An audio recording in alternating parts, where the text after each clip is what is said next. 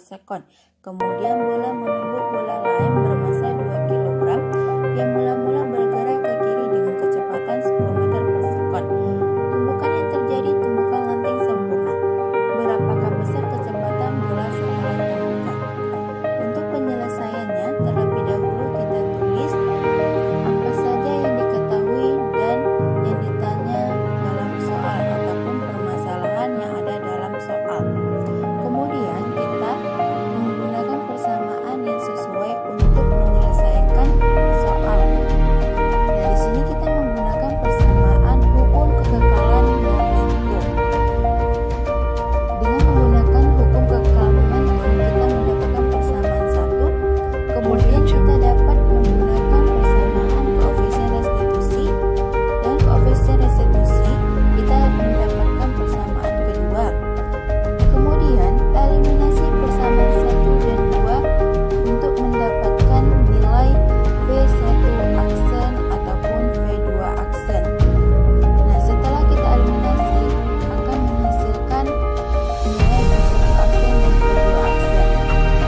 Setelah mendapatkan nilai V1 aksen ataupun V2 aksen, kemudian kita substitusi nilai V1 aksen ataupun V2 aksen ke persamaan 1 atau persamaan 2. Setelah kita mensubstitusikan nilai V1 aksen dan V2 aksen, maka kita memeriksa kembali apakah jawaban yang sudah kita kerjakan ataupun yang sudah kita selesaikan untuk dapat diperiksa kembali.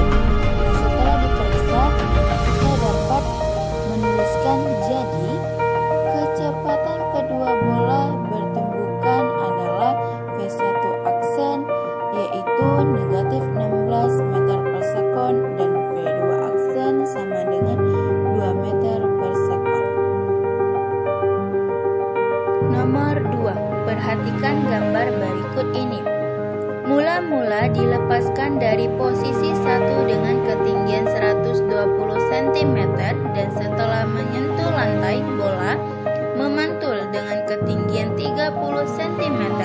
Berapakah besar koefisien restitusi bola dengan lantai? Untuk penyelesaiannya, terlebih dahulu buatlah diketahui dan ditanya yang dapat kita lihat pada soal.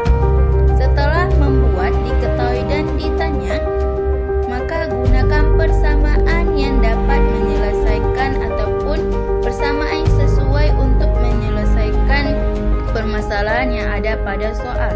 Setelah menggunakan persamaan yang sesuai, maka akan menghasilkan hasil. Periksa kembali hasil yang telah didapat. Setelah memeriksa, maka kita dapat menuliskan jawaban dengan jadi koefisien restitusi bola dengan lantai adalah 0,5.